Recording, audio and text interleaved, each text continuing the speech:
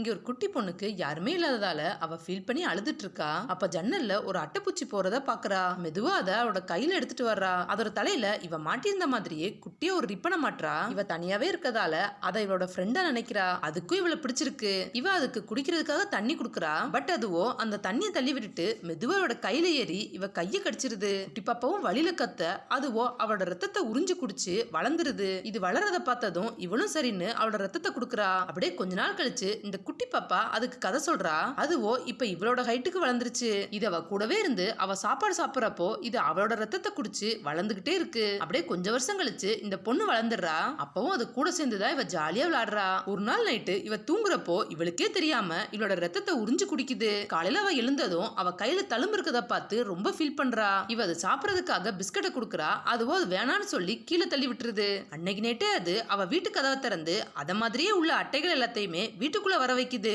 அதுங்க எல்லாம் சேர்ந்து அந்த வீட்டையே அடிச்சு உடைக்கிறாங்க. இதை பார்த்த அந்த பொண்ணு மெதுவா அங்க இருந்து தப்பிச்சு போலாம்னு பாக்குறா. அப்ப இவ ஆசையா வளர்த்த அந்த அட்டை இவ காலை பிடிச்சு இழுத்து கீழே விழ வைக்குது. எல்லா அட்டைகளும் ஒன்னா சேர்ந்து இவளை அப்படியே மேல தூக்குதுங்க. அப்பதான் இவளுக்கு முத அந்த அட்டை கிட்ட பேசினது ஞாபகம் வருது.